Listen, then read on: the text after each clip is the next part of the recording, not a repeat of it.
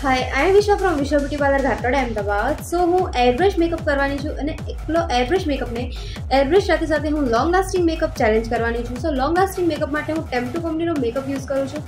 ટેમ્પટુ company એવું કહે છે કે અમારો મેકઅપ 12 અવર્સ સુધી લોંગ લાસ્ટિંગ છે. તો આ ઇન્ડિયન બ્રાઇડ્સ માટે તો બેસ્ટ મેકઅપ કહેવાય.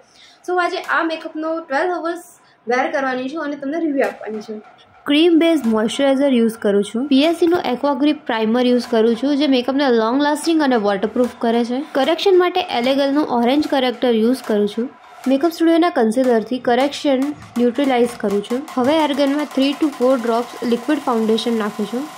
4 ફિંગરની ગેપ રાખીને એપ્લિકેશન સ્ટાર્ટ કરું છું. નોર્મલ ફાઉન્ડેશન કરતાં આ ફાઉન્ડેશનમાં થીન લેયર લાગે છે.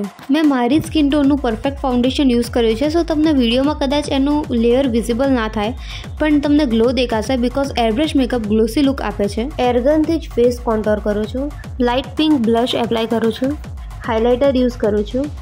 પીએસસીના એચડી પાવડરથી ફેસ સેટ કરું છું. આઈઝ માટે બ્રાઉન શેડ અને શિમર યુઝ કરું છું. સિમ્પલ આઈલાઇનર કરી એમાં બ્રાઉન શેડ મર્જ કરું છું. આઈબ્રો ડિફાઇન કરું છું. મસ્કારા અને લિપસ્ટિક કરું છું. સો આ મેકઅપ લુક કમ્પ્લીટ થઈ ગયો છે અને અત્યારે 9:30 થાય છે. તો હું રાત્રે 9:30 આ મેકઅપ રિમૂવ કરીશ.